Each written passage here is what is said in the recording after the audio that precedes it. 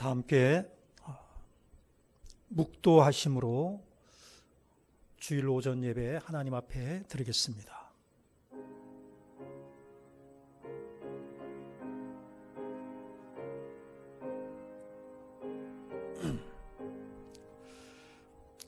그가 찔림은 우리의 허물 때문이요 그가 상함은 우리의 죄악 때문이라. 그가 징계를 받음으로 우리는 평화를 누리고 그가 채찍에 맞음으로 우리는 나음을 받았도다. 우리는 다 양 같아서 그릇 행하여 각기 제 길로 갔거늘 여호와께서는 우리 모두의 죄악을 그에게 담당시키셨도다. 하나님은 영이시니 예배하는 자가 영과 진리로 예배할지니라. 아멘. 주님께서 십자가를 지시려고 예루살렘으로 입성하시는 날, 저희들은 하나님을 사랑하며 주님의 성전에 나와 주님의 높으신 이름을 찬미합니다. 하나님 아버지, 주님을 향하여 우리의 신앙을 고백하며 주님 앞에 우리의 마음을 드리며 한 마음으로 주님 앞에 기도합니다. 이 예배의 자리에 오셔서 하나님 영광 받아주시고 주님 우리에게 필요한 것으로 말씀하여 주시고 깨닫게 하여 주시고 또 새로운 마음으로 하나님을 바르게 잘 섬기는 성도의 길을 걸어가게 하옵소서. 주 예수 그리스도의 이름으로 기도하옵나이다. 아멘.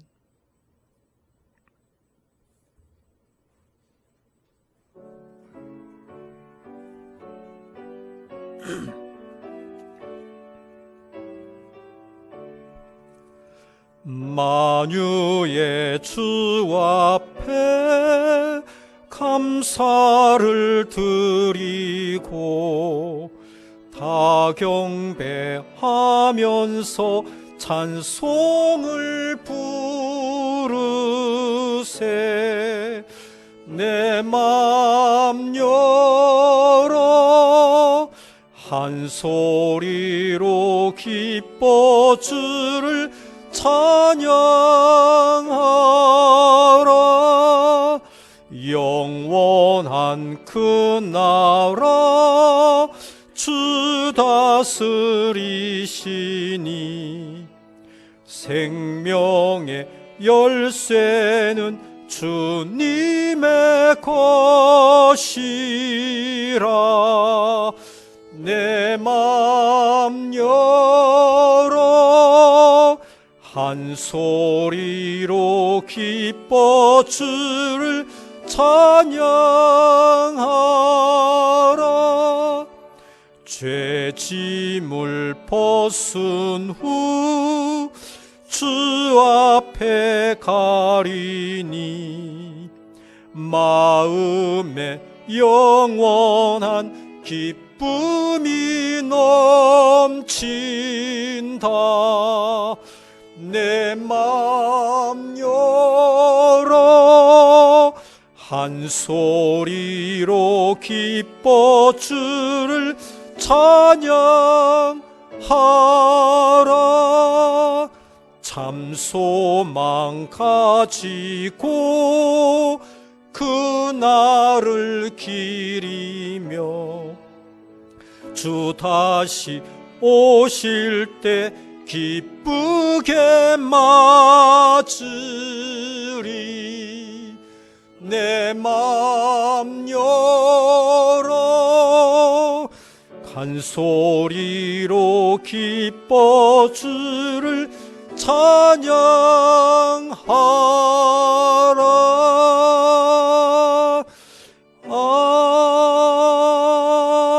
아멘. 성시교독 하시겠습니다. 나의 영혼이 잠잠히 하나님만 바라며 나의 구원이 그에게서 나오는도다.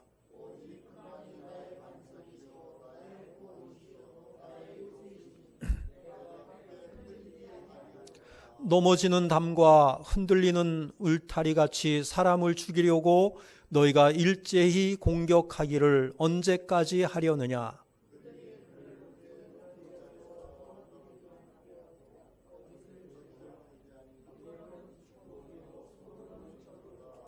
나의 영혼아 잠잠히 하나님만 바라라. 무릇 나의 소망이 그로부터 나오는 도다.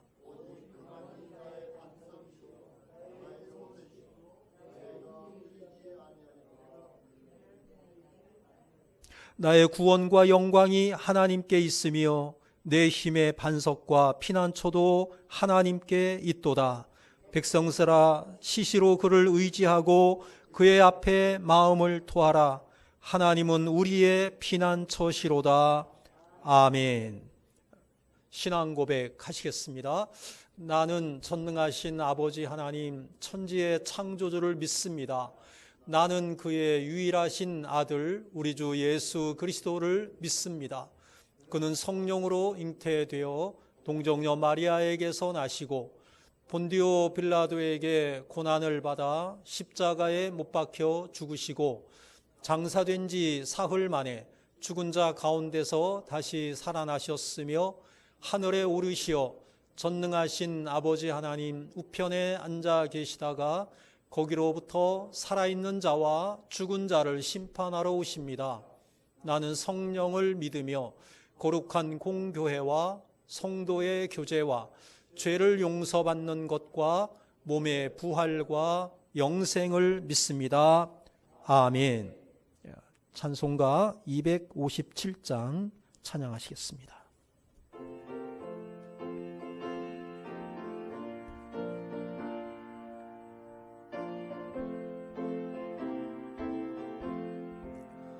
마음에 가득한 의심을 깨치고 지극히 화평한 마음으로 찬송을 부르는 어린 양 예수의 그 피로 속죄함 얻었네.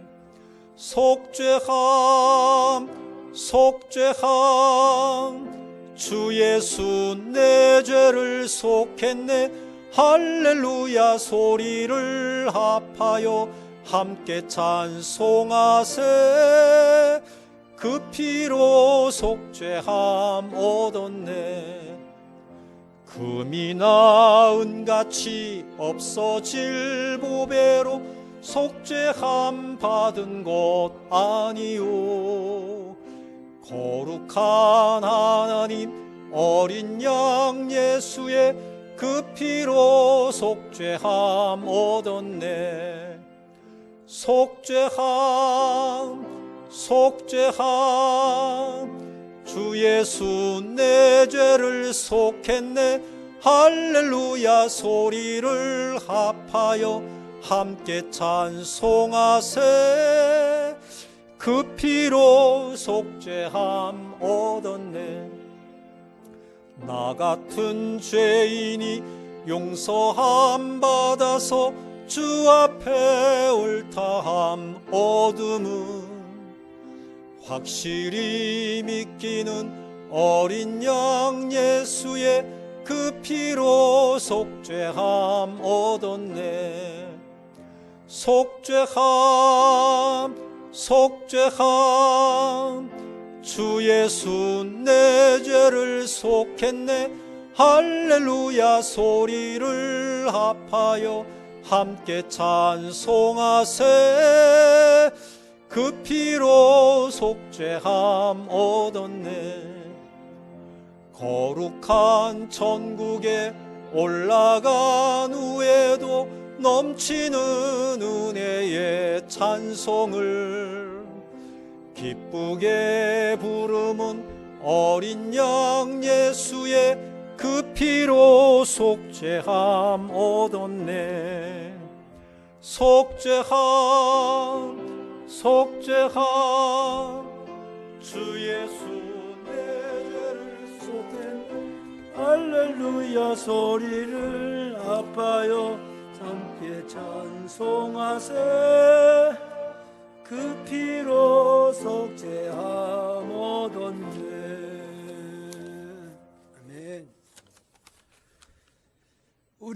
사랑하시는 하나님 아버지, 온 세상을 구원하시기 위해서 예수님을 우리에게 보내주신 것을 믿습니다. 주께서 만드신 온 천지를 주관하고 다스리시는 천하 만물의 주권자 되심을 믿습니다. 모든 것이 주의 손끝에서 나와 다스림을 받고 그 명령에 순종하는 것을 믿습니다. 지금 코로나19의 재앙이 온 세상과 열방을 덮고 있지만 우리는 주께로 피합니다. 주의 그늘에 피하는 자들을 보호하고 지키실 것을 믿습니다. 교회가 주 앞에 엎드려 회개합니다. 온 세상의 제사장이요 축복의 통로로 택하신 교회가 사명을 감당하지 못한 것을 회개합니다. 하나님 외에 우상을 섬기고 세상을 사랑했던 것을 회개합니다. 이스라엘이 모압 신들을 제사하고 음행을 저지르자 하나님께서 전염병을 보내서 그들을 치셨으니 하루아침에 24,000명이 죽어나갔습니다. 하나님의 말씀을 맡아서 그 법을 알면서도 무시하고 지키지 못했던 것을 회개합니다. 하나님의 뜻보다 사람의 이익을 앞세워 살았던 것을 회개합니다. 교회가 교회되지 못해 세상에서 손가락질 받도록 행했던 모든 악을 회개합니다. 하나님의 이름을 두신 교회가 그 이름을 욕되게 한 것을 회개합니다. 거짓된 이단 사이비들의 활개침도 빗된 깨어있는 삶을 살지 못한 우리의 잘못이기에 회개합니다. 회개하오니 이단 사이비의 세력이 무너지게 하소서. 회개 중에 교회들의 참된 예배가 회복되게 하여 주시옵소서. 교회들이 먼저 일어나 주 앞에서 스스로 겸비하여 통회하고 자복하오니 우리의 기도를 들어 주시옵소서. 주의 진노를 멈추시고 이 땅과 온 세상을 치유하여 주시옵소서. 고쳐 주시옵소서. 전심으로 회개하며 돌이킬 때 우리의 기도를 들으시겠다는 약속을 기억하시고 코로나19의 재앙이 속히 떠나가게 하소서. 주의 이름으로 기도할 때 들으시겠다는 약속을 믿고 온 교회가 함께 기도합니다. 코로나의 재앙으로 상처받고 아픈 영혼들을 위로하시고 그들도 하나님을 알게 하여 주시옵소서. 온 세상이 천지를 주관하며 코로나19를 다스리시는 주님을 믿게 하여 주시옵소서.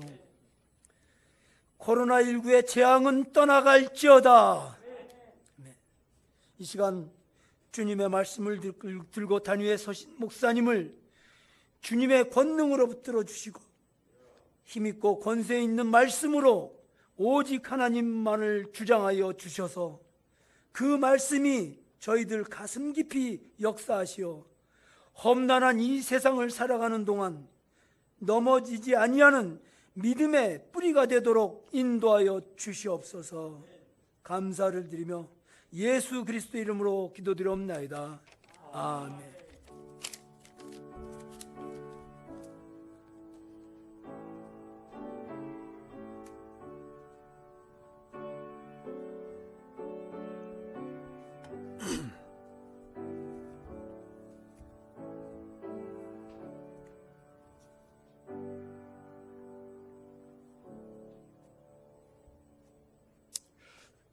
성경 봉독하겠습니다. 오늘 하나님의 말씀은 사도행전 13장 16절, 사도행전 13장 16절로부터 47절까지 말씀입니다. 바울이 일어나 손짓하며 말하되 이스라엘 사람들과 및 하나님을 경외하는 사람들아 들으라.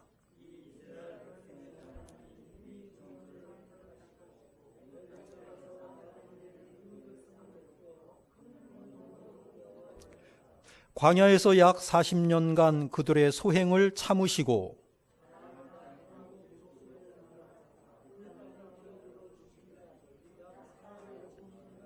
그 후에 선지자 사무엘 때까지 사사를 주셨더니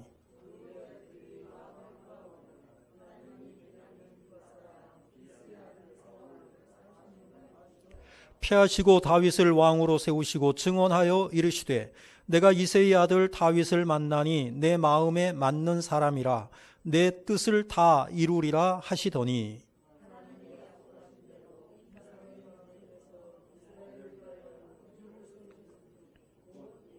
그가 오시기에 앞서 요한이 먼저 회개의 세례를 이스라엘 모든 백성에게 전파하니라.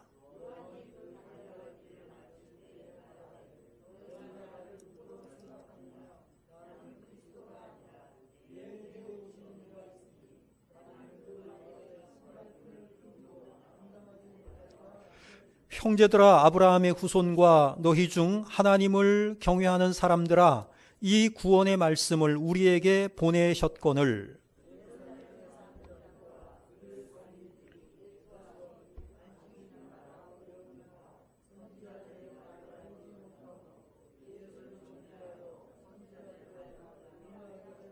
죽일 죄를 하나도 찾지 못하였으나 빌라도에게 죽여달라 하였으니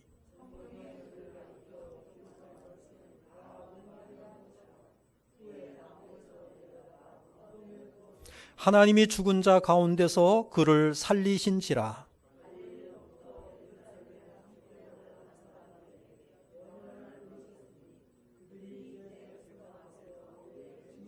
우리도 조상들에게 주신 약속을 너희에게 전파하노니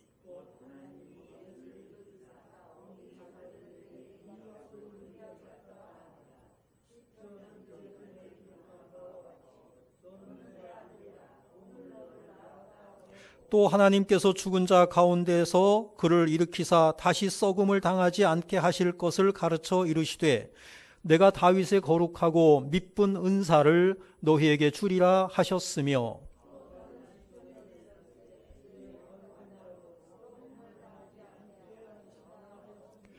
다윗은 당시에 하나님의 뜻을 따라 섬기다가 잠들어 그 조상들과 함께 묻혀 썩음을 당하였으되 그러므로 형제들아 너희가 알 것은 이 사람을 힘입어 죄 사함을 너희에게 전하는 이것이며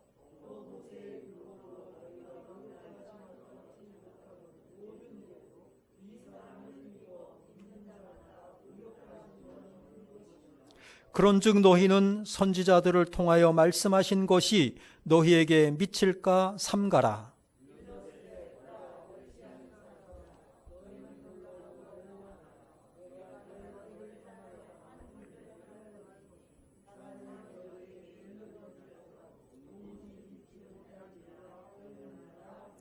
그들이 나갈새 사람들이 청하되 다음 안식일에도 이 말씀을 하라 하더라.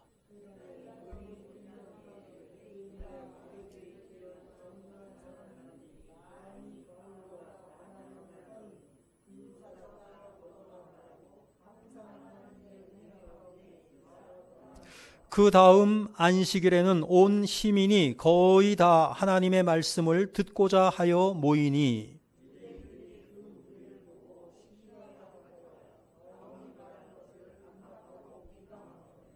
바울과 바나바가 담대히 말하여 이르되 하나님의 말씀을 마땅히 먼저 너희에게 전할 것이로되 너희가 그것을 버리고 영생을 얻기에 합당하지 않은 자로 자처하기로 우리가 이방인에게로 향하노라. 주께서 이같이 우리에게 명하시되 내가 너를 이방의 빛으로 삼아 너로 땅 끝까지 구원하게 하리라 하셨느니라 하니. 아멘.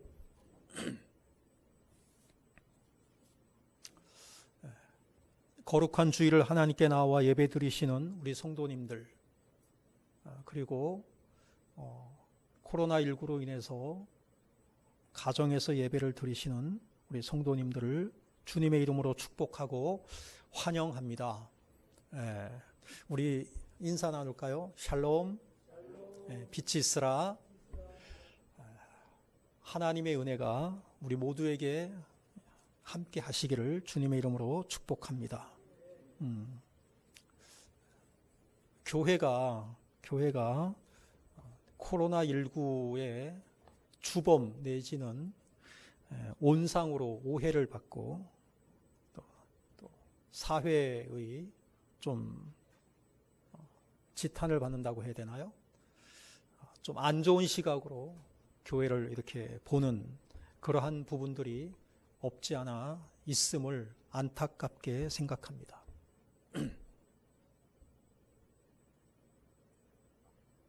주일이 되면 각 교회마다 현장 점검을 나와서 살펴보는 그러한 부분들도 마음에 좀 안 좋은 그러한 부분들이기도 합니다.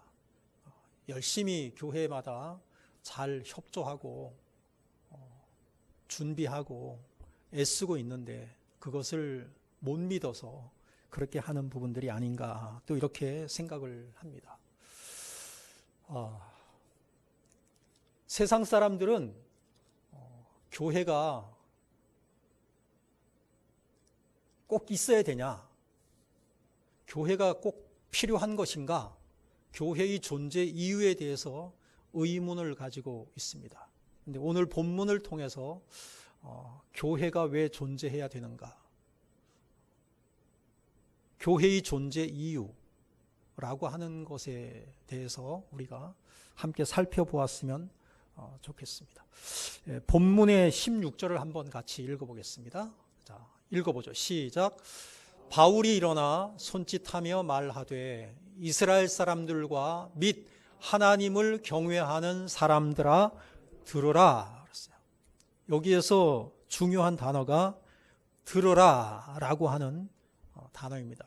히브리어로는 쇠마라고 우리가 익히 잘 알고 있는 말씀입니다. 쇠마라고 하는 것은 뭐냐면은 우리가 귀를 열고 마음의 문을 열고 우리가 집중해서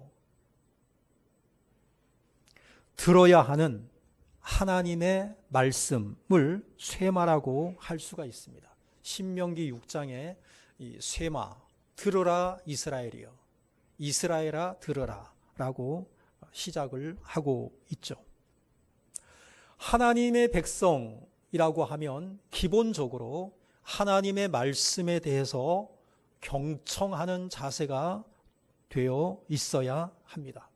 그런데 지금 바울이 지금 이 안디옥에서 설교를 하고 있는데 그 당대의 많은 이스라엘 백성들이 이 쇠마의 정신을 잃어버리고 있었다라고 하는 것입니다.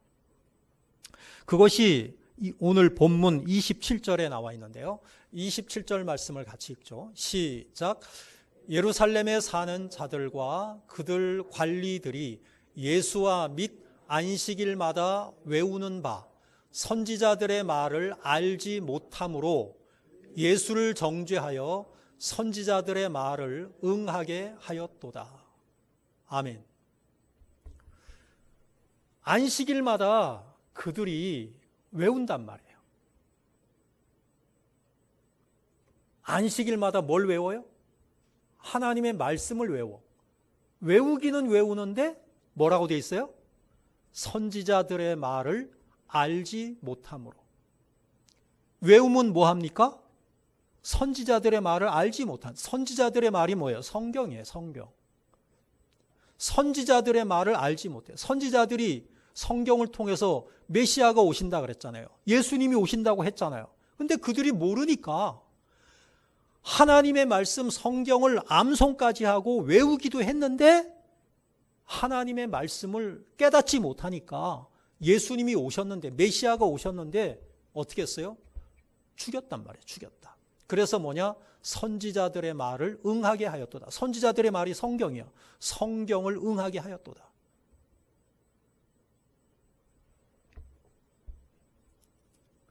쇠마 의식을 가지고 하나님의 말씀에 귀를 기울여서 잘 들어야 되는데 쇠마 의식이 없으니까 어떻게 됩니까? 그들이 메시아가 오셨음에도 불구하고 알아볼 수가 없었다. 하나님의 말씀을 듣는데 건성으로 듣고 있는 거예요. 하나님의 말씀을 읽는데 생각은 다른 데가 있는 거예요. 오늘 본문이 비시디아 안디옥 회당에서 바울이 이스라엘 백성들을 향하여서 설교한 내용입니다. 여기에서 우리는 반드시 들어야 하는 말씀, 바울이 강조한 말씀이 뭔가, 그리고 그것을 통해서 우리 교회의 존재 이유는 무엇인가, 이런 것을 살펴보도록 하겠습니다. 첫 번째, 바울이 설교한 내용입니다. 읽어요. 시작. 끝까지 구원을 이루어내시는 하나님. 본문에서 바울은 하나님의 위대한 구원 계획이 이스라엘 역사 속에서 어떻게 이루어지고 있는지, 어떻게 성취되고 있는지를 말씀하고 있습니다. 무슨 이야기가 나오느냐? 이스라엘의 역사 이야기가 나와요. 애굽에서 하나님께서 이스라엘 백성들을 해방시켜 주었다. 17절. 그 다음에 40년 동안 광야 생활을 보냈다. 18절. 그 다음에 가나안 땅에 들어가기까지 430년을 보낸 역사를 쭉 훑어주고 19절. 그 다음에 사사시대에 관한 이야기 20절. 그 다음에 왕정시대에 관한 이야기 21절. 그 다음에 다윗에 관한 이야기 22절. 그 다음에 그 다윗의 후손인 그리스도가 오시기까지의 역사 23절. 이스라엘의 역사죠. 그런데 이 이스라엘의 역사 동안 이스라엘 백성들이 한 일은 뭐냐? 이스라엘의 한 일은 하나님의 말씀에 대한 불순종, 더 적극적으로는 하나님께 대한 반역, 그리고 범죄, 하나님께 대한 원망, 불평, 불신앙, 이것밖에 없었다는 거예요. 이스라엘에게 역사가 하나님의 말씀을 거역한 역사였다는 거죠. 본문 18절에서 이렇게 말씀하고 있습니다. 읽어요. 시작. 광야에서 약 40년간 그들의 소행을 참으시고, 광야 40년 동안 하나님께서 이스라엘 백성들의 소행을 뭐 하셨다?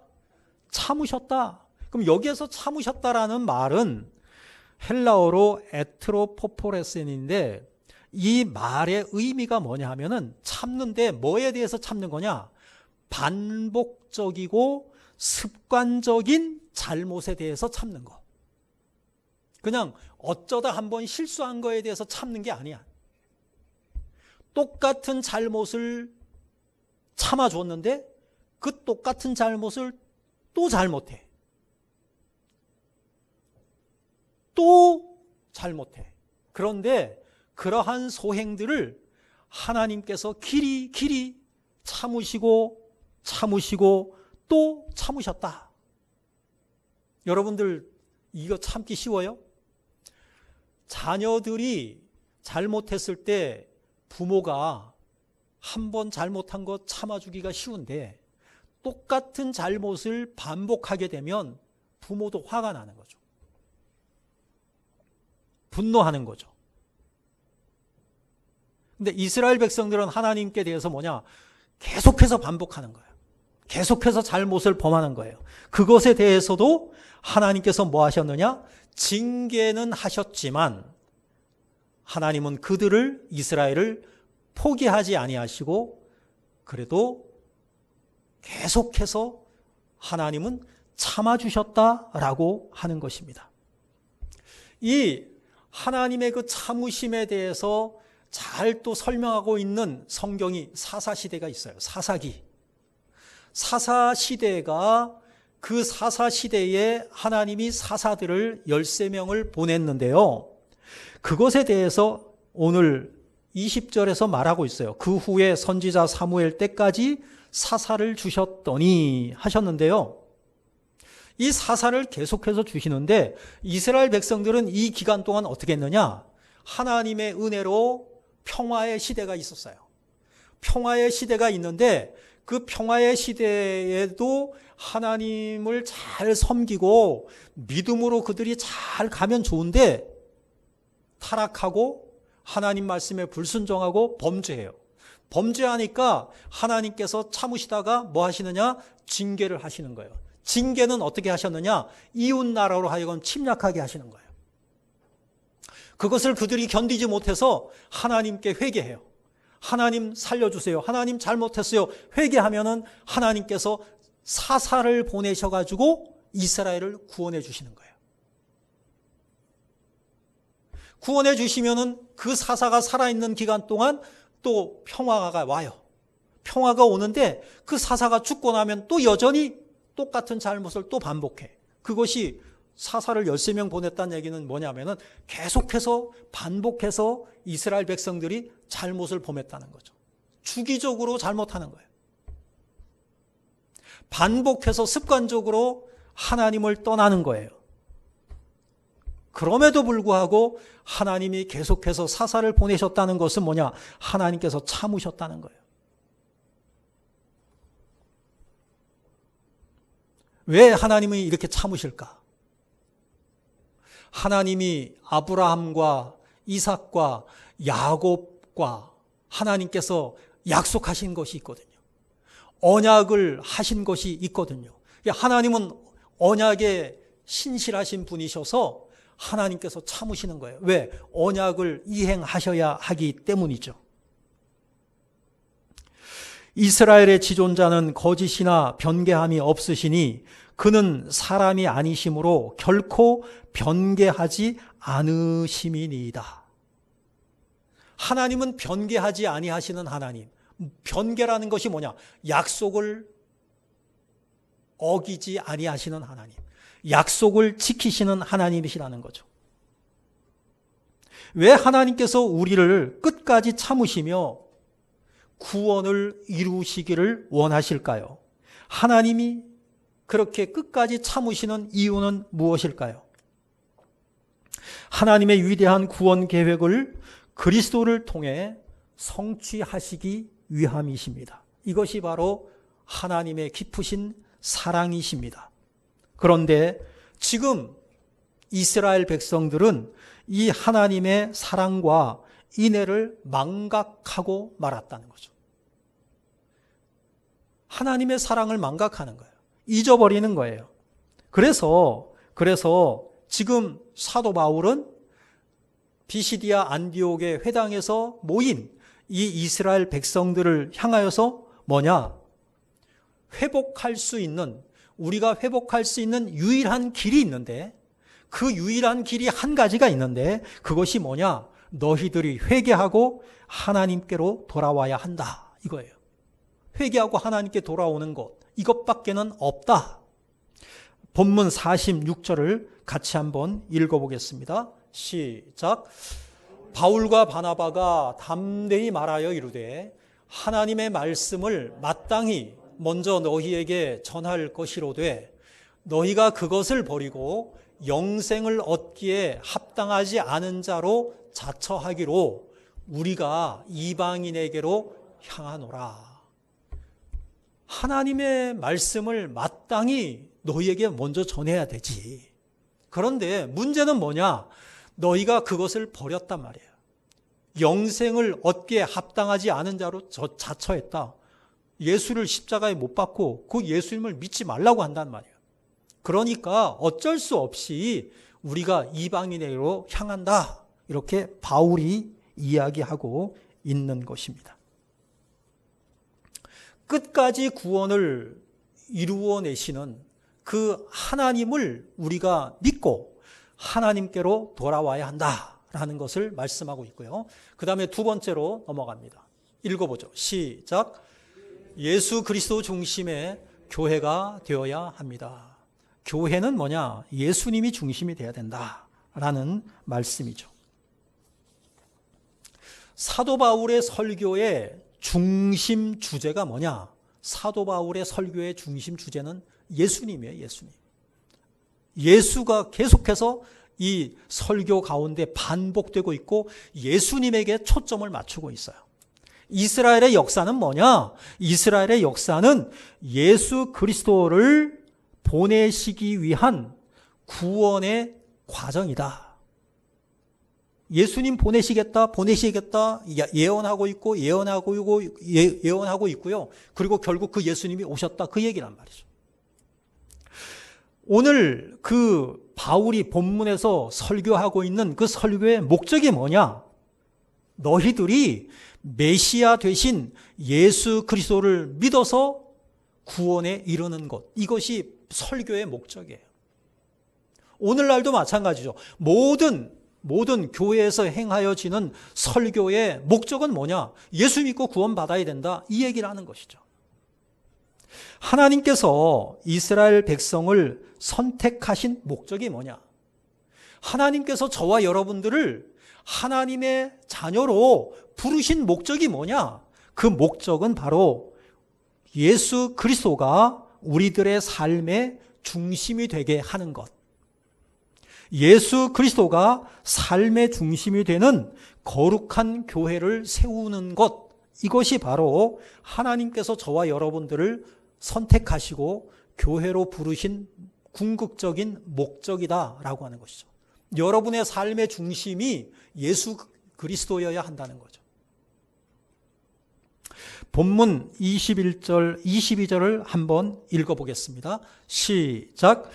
그 후에 그들이 왕을 구하거늘 하나님이 베냐민 지파 사람 기스의 아들 사울을 40년간 주셨다가 패하시고 다윗을 왕으로 세우시고 증언하여 이르시되 내가 이새의 아들 다윗을 만나니 내 마음에 맞는 사람이라 내 뜻을 다 이루리라 하시더니 이스라엘이 왜 실패했냐? 이스라엘이 역사 가운데서 실패한 원인 가운데 한 가지를 꼽는다라고 한다면 그것은 바로 왕을 요구한 거예요. 사무엘이 자기의 아들들에게 사사직을 물려주려고 했는데 백성들이 거절을 하죠. 거절을 하면서 우리에게 왕을 주세요라고 하는 거예요. 그것이 이제 사무엘은 섭섭했고 그것 때문에 하나님께 기도했더니 하나님이 하신 말씀이 뭐냐 하면 이스라엘 백성들이 사무엘 너를 버린 것이 아니라 나를 버린 거다. 이렇게 말씀하시는 거예요. 하나님이 사무엘 너를 거절한 게 아니라 나를 거절한 거야. 그렇게 말씀하신 거예요. 그런 이스라엘의 잘못에도 불구하고 하나님은 그들이 요구하는 대로 왕을 세웠죠. 그런데 결국은 사울을 패하시고 다윗을 왕으로 세우시면서 하나님께서 예수 그리스도를 다윗의 후손 가운데 준비하셨다. 이렇게 보는 것이 정확한 성경 인식입니다. 역사 인식입니다. 다윗의 자손으로 오신 예수 그리스도를 세우신 그 하나님의 뜻, 그것을 우리가 알아야 한다라고 하는 것이죠. 오늘 설교의 핵심이 뭐냐? 바울의 설교의 핵심이 뭐냐? 바울 설교의 절정이 뭐냐? 23절인 것 같아요. 23절 말씀을 함께 읽겠습니다. 시작. 하나님이 약속하신 대로 이 사람의 후손에서 이스라엘을 위하여 구주를 세우셨으니 곧 예수라 그랬어요. 하나님께서 약속하신 대로 이 사람의 후손에서, 이 사람이 누구예요? 다윗이에요. 다윗의 후손 가운데 이스라엘을 위하여서 구주를 세우셨는데 그 사람이 바로 예수다. 바울이 지금 그 비시디아 안디옥 회당에서 설교하고 있는 그 하고자 하는 핵심적인 주제가 바로 이거예요. 바로 예수야, 예수. 바울이 왜 장황하게 이스라엘의 역사를 얘기했느냐? 예수님 이야기하려고. 예수가 다윗의 후손으로 진정한 메시아요 이스라엘의 역사의 주인공이라는 것을 그들에게 선포하기 위해서였다라고 하는 것입니다. 결국 이스라엘의 역사란 뭐냐? 이스라엘의 역사를 한마디로 우리가 이야기한다면 메시아이신 예수 그리스도가 오셨다, 오심을 준비한 역사다, 이렇게 요약할 수가 있겠습니다. 예수 그리스도의 우월성, 예수 그리스도의 유일성을 이스라엘 백성들에게 설명을 하는데요. 이스라엘 백성들을 향하여서 모세는 뭐냐면은, 다시 말합니다. 바울은 모세보다 더 위대한 분이 예수님이다, 그 얘기예요.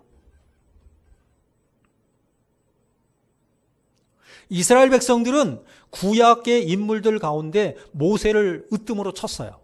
왜? 모세의 율법, 모세 오경. 그래서 이스라엘 백성들은 뭐냐? 율법을 지킴으로 우리가 구원받을 수 있다, 이렇게 생각을 한 겁니다. 그런데 바울 이야기는 뭐냐? 모세의 율법으로 우리가 구원받는 것이 아니라 예수 그리스도를 메시아로 믿음으로 우리가 구원받을 수 있다. 예수 그리스도를 메시아로 믿음으로만 우리가 구원받을 수 있다. 이것을 이야기하고 있는 것입니다. 그것이 39절 말씀입니다. 39절을 같이 읽겠습니다. 시작. 또 모세의 율법으로 너희가 의롭다 하심을 얻지 못하던 모든 일에도 이 사람을 힘입어 믿는 자마다 의롭다 하심을 얻는 이것이라 그랬어요.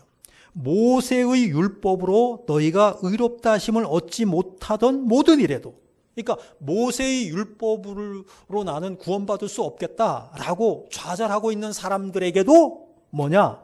이 사람을 힘입어. 이 사람이 누구예요? 예수님을 힘입어 믿는 자마다 의롭다 하심을 얻는 것, 바로 이것이다. 로마서 3장에서 사도 바울은 이렇게 말하죠. 율법의 행위로 그의 앞에 의롭다 하심을 얻을 육체가 없나니, 율법의 행위로 그의 앞에 의롭다 하심을 얻을 육체가 없다. 율법을 지킴으로 의롭다 함을 얻어서 구원받을 수 있는 자격을 얻을 사람이 이 세상에 있다 없다? 없다. 다만 그 율법은 뭐냐? 죄를 깨달을 뿐이다. 그러니까 율법은 뭐냐? 이 율법을 보니까 내가 죄인이구나. 나는 내 능력으로, 내 힘으로 내가 나를 구원할 수 없는 존재구나. 이것을 깨닫게 해줄 뿐이다 라고 말씀하고 있는 것입니다. 그러니까 율법이라고 하는 것은 뭐냐? 결국은 내가 죄인이네? 이것밖에는 알려주는 게 없는 거예요. 그러면 내가 어떻게 구원받을 수 있지? 그것은 바로 예수님을 믿음으로만 내가 구원받을 수 있다. 이것을 지금 바울은 강조하고 있는 것이죠. 이 사실을 믿으십니까? 율법을 지킴으로 우리가 구원받을 수 있는 사람은 이 세상에 한 사람도 없어요. 예수님을 믿음으로만 우리가 구원받을 수 있다라고 하는 것이죠.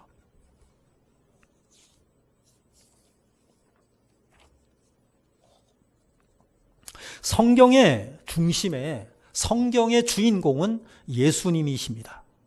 구약 성경은 뭐냐? 구약 성경은 메시아가 오신다, 이거예요. 구약 성경은 그예요. 메시아가 오실 거야, 그 얘기한 거예요.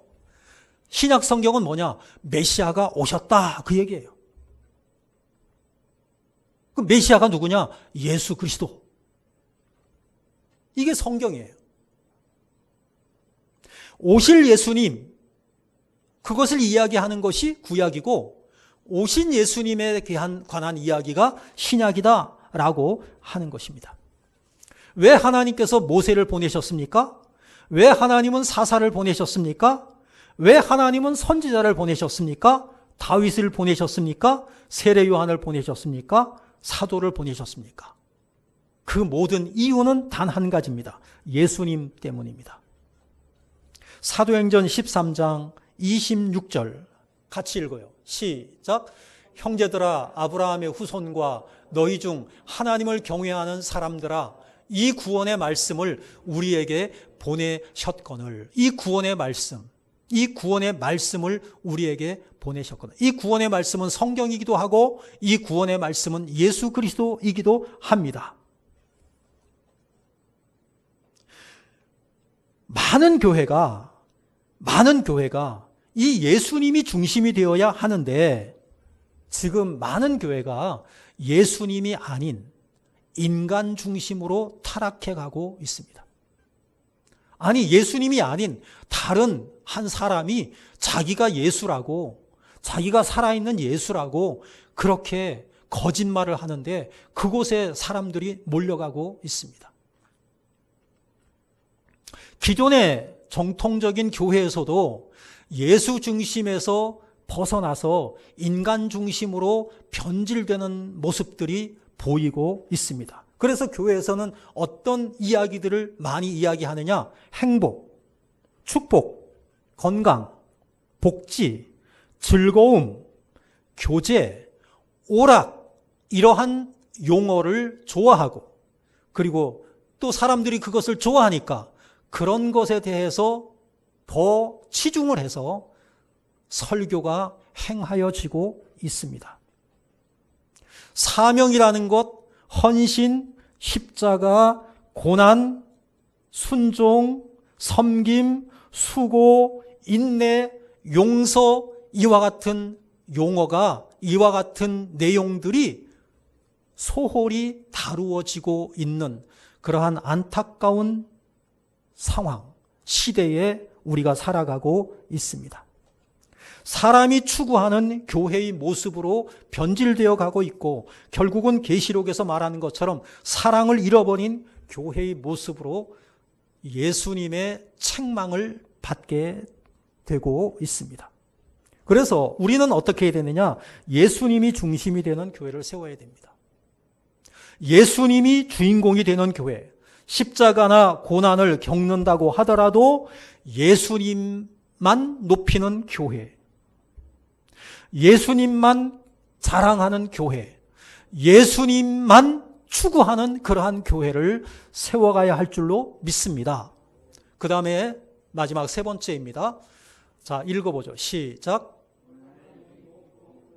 고난을 이기고 복음을 전해야 합니다. 사도 바울의 설교의 결론이 뭐냐? 성도는 세상의 빛이 되어야 된다는 거예요. 세상의 빛의 역할을 감당해야 된다는 거예요. 세상은 어둠입니다. 세상은 뭐냐? 하나님을 몰라요.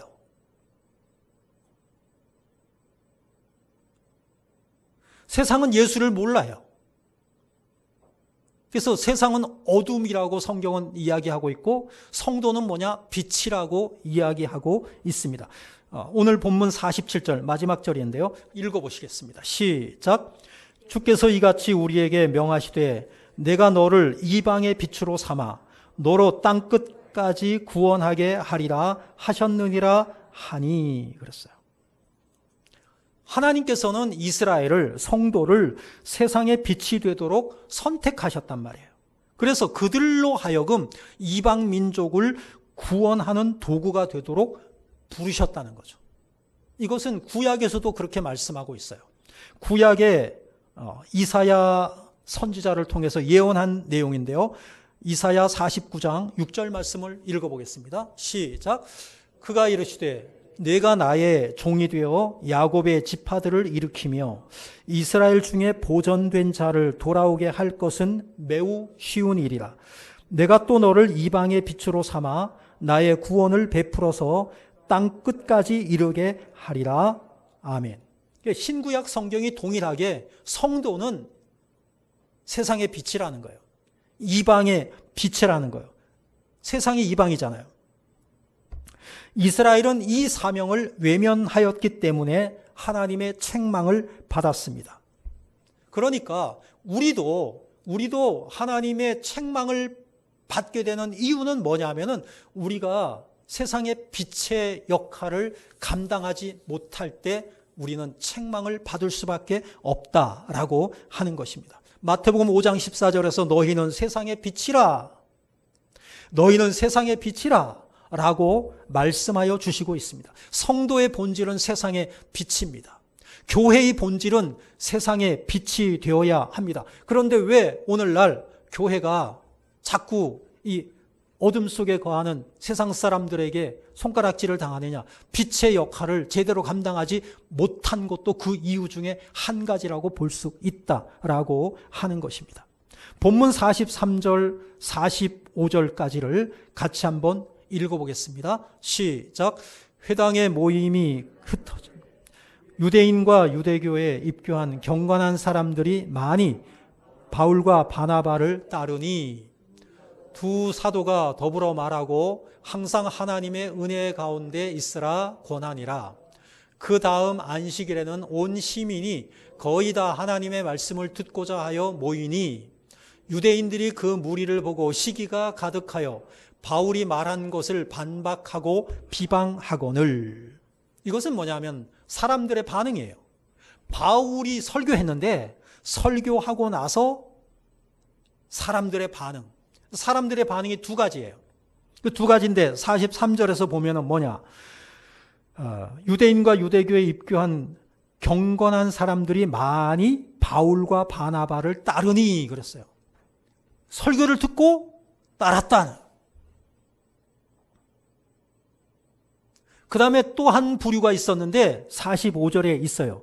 유대인들이 그 무리를 보고 시기가 가득하여 바울이 말한 것을 반박하고 비방하거늘. 그러니까 이 사람들은 뭐냐 하면은 바울의 설교가 마음에 안 드는 거예요.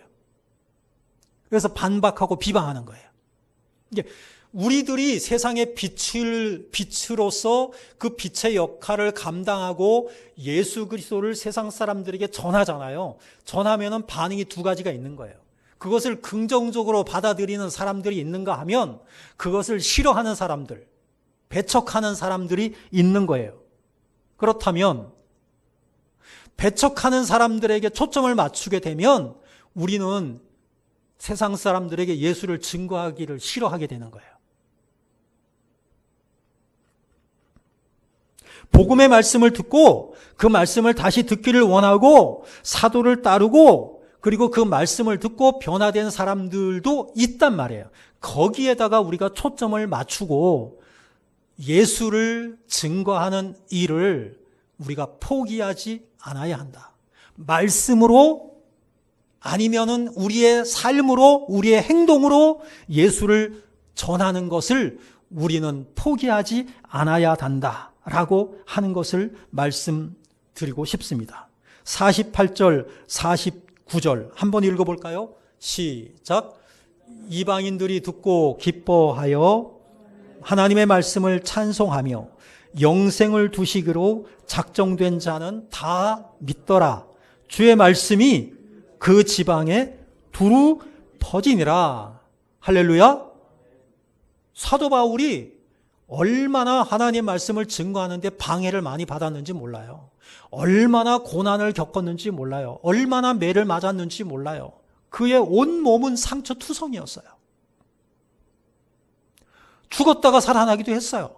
그럼에도 불구하고 바울은 포기하지 않았어요. 하나님 말씀 전하는 거.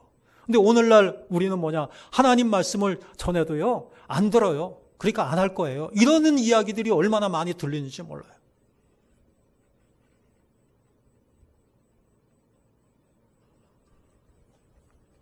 아무리 세상 사람들이 교회를 핍박한다고 하더라도, 예수 믿는 자들을 고난으로 몰아넣는다고 하더라도, 그들을 통해서, 그럼에도 불구하고 예수를 전하는 그 사람들을 통해서 하나님은 원대한 구원의 계획을 이루어 가시고 계십니다. 반대자들이 버린 돌이 짐 모퉁이의 머릿돌이 된 것입니다. 세상의 박해가 심하면 심할수록 이 세상의 역사를 보면 복음이 더 빨리 전파되었어요. 너무 편하고 방해가 없고 국교로 삼고 그럴 때마다 복음은 전파되지 않고 복음은 위축되고 타락하고 변질되었어요. 그러니까 오히려 고난의 때가 복음을 전하기가 더 효과적인 때다. 역설적으로 이렇게 말씀드릴 수도 있는 것입니다. 말씀을 정리합니다. 교회가 사는 길은 세상의 빛으로서의 역할을 감당하는 것입니다. 교회의 존재 이유는 바로 세상의 빛으로서의 역할을 다함으로 하나님의 뜻, 하나님의 구원 계획을 이루어가는 데 있습니다. 바울의 설교의 핵심은 바로 예수 그리스도이십니다.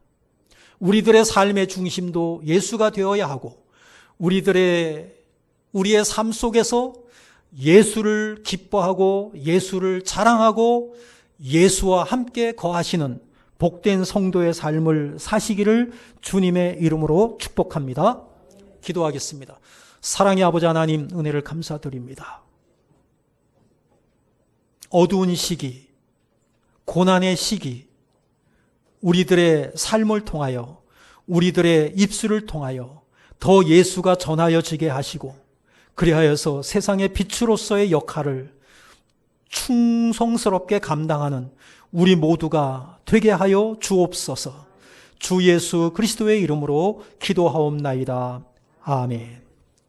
찬송가 358장 찬양하시면서 봉헌하시겠습니다.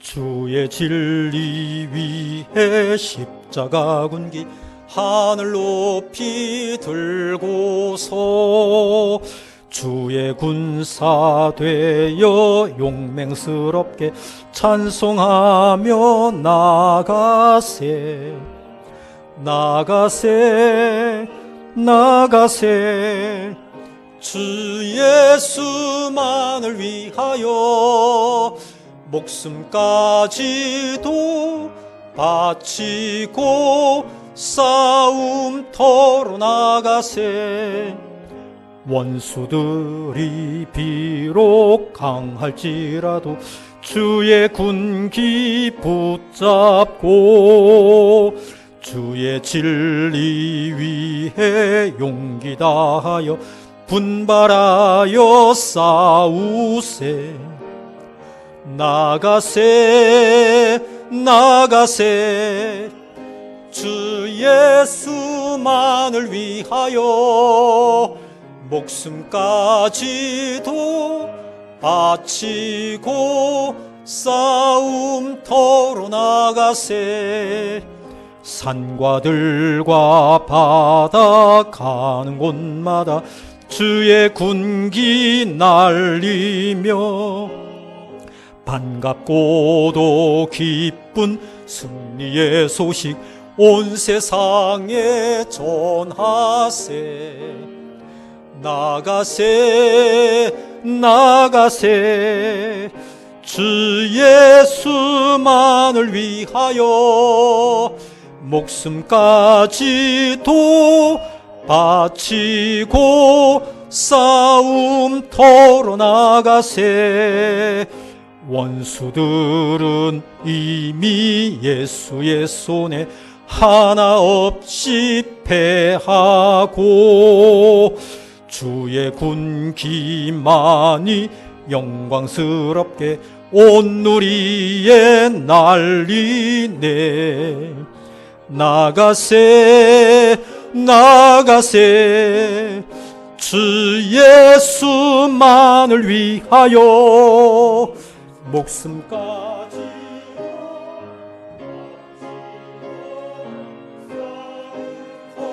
나가세 아멘. 하나님 은혜를 감사드립니다.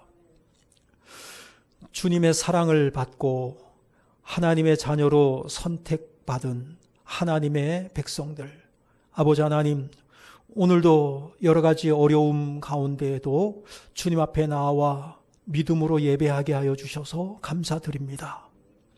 여러 가지 하나님의 자녀로서 마땅히 우리가 행해야 될 것, 증거해야 될 것, 게을리했던 것 용서해 주시고, 아버지 하나님, 다시 저희들의 믿음을 회복하여 주셔서 더 성실하고 하나님 나라에 충성된 자로 살아갈 수 있도록 주님 은총을 베풀어 주시옵소서. 오늘도 주님의 은혜에 감사하는 마음을 담아 주님 앞에 온전한 예배를 드리고, 그리고 귀한 예물을 구별하여 하나님께 올려드립니다. 주님께서 기쁘시게 받으시는 예물이 되기를 원하며 이 예물을 통해서 하나님이 더 증거되고 하나님께서 기뻐하시는 일에 귀하게 사용되어지는 복된 예물 될 수 있도록 주님 인도하여 주옵소서. 드린 손길마다 복의 복을 더하여 주시고 그들의 삶 가운데 아름다운 일들이 일어나 함께 그 은혜를 나눌 수 있도록 주여 인도하여 주옵소서. 간증거리가 많아지게 하여 주시옵시고 우리의 삶을 통하여 하나님께서 영광받아 주옵소서. 주 예수 그리스도의 이름으로 기도하옵나이다. 아멘. 교회 소식을 전해드리겠습니다. 치유와 감동과 축복이 있는 원당 제일교회 나오심을 진심으로 환영합니다. 3월은 예수 묵상의 달입니다. 사순절 기간입니다. 예수님의 고난과 죽으심의 의미를 깊이 묵상하고 또 그분이 이 세상에 왜 오셨는지 또 그분은 어떤 삶을 사셨는가를 우리가 생각함으로 또 우리의 삶이 예수님을 닮아가는 그러한 모습으로 변화되는 기간이 되시기를 바랍니다. 코로나19로 인해서 오늘 또 지난주 그리고 다음 주 주일까지 예배를 오전 9시에 드리고 영상을 홈페이지에 올려드립니다. 주일 예배 9시에 함께하지 못하신 성도님들은 오전 11시 이후에 교회 홈페이지에 접속하셔서 가정에서 영상 예배를 드리면 감사하겠고요. 주일 오후 예배 및 주중 모든 모임 및 예배는 그대로 취소하도록 하겠습니다. 목회를 위한 기도 제목, 특별히 코로나19가 속히 종식됨으로 모든 일들이, 모든 것들이 다시 정상으로 돌아올 수 있도록 위해서 기도해 주시기를 바랍니다. 우리 다 함께 일어나셔서 파송의 찬송 부르신 후에 축도로 예배를 마치겠습니다.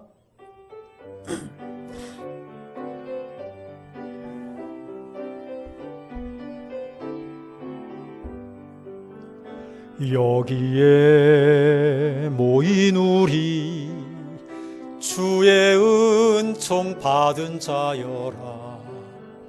주께서 이 자리에 함께 계심을 아노라. 언제나 주님만을 찬양하며 따라가리니 시험을 당할 때도 함께 계심을 믿노라. 이 믿음 더욱 굳세라. 주가 지켜주신다. 어두운 밤에도 주의 밝은 빛 인도하여 주신다. 이 믿음 더욱 굳세라. 주가 지켜주신다. 어두운 밤에도 주의 밝은 빛 인도하여 주신다. 지금은 우리 구주 예수 그리스도의 은혜와 아버지 하나님의 무한하신 사랑하심과 성령님의 위로인도 충만 역사 함께 하심이 거룩한 주일을 하나님께 나와 예배하며 또 가정에서 예배를 드리고 있는 우리 모든 성도들에게 이제로부터 영원토록 함께 있을지어다. 아멘.